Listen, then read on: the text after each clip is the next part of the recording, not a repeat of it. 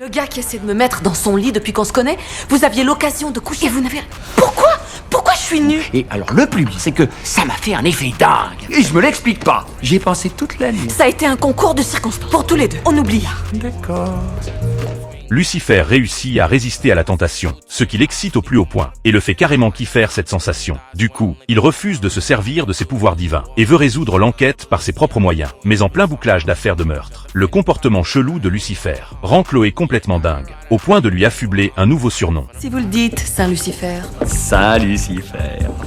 Ça me va bien, ça. Pendant ce temps-là, Malcolm séquestrait Dan. et le pousse à l'aider à faire la peau à Lucifer. Face au refus catégorique de Dan, Malcolm décide de faire cavalier seul. À peine a-t-il tourné les talons Que Dan se détache et invitese. pour foncer sauver Lucifer. Au même moment, Lucifer vient tout juste de boucler son enquête, que Malcolm débarque déjà chez lui. Tout dépend de quel lieutenant vous parlez, monsieur. Mon frère, qui est un vrai bigot, a engagé quelqu'un pour me... Lucifer active à nouveau ses pouvoirs de démon, pour tenter de manipuler Malcolm. Mais ses pouvoirs font pskit et ne marchent plus. À ce qui paraît, vous n'êtes plus immortel. Et si j'appuie sur la détente, c'est bye bye démon.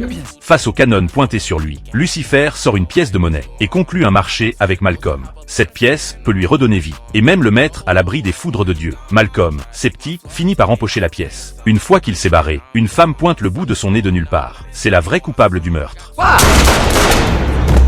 C'est à cet instant précis que Dan débarque enfin dans le bar, en voyant Lucifer étendu par terre. Il se dit qu'il est arrivé trop tard. Mais la seconde d'après, Lucifer se redresse d'un coup. Vous êtes vivant?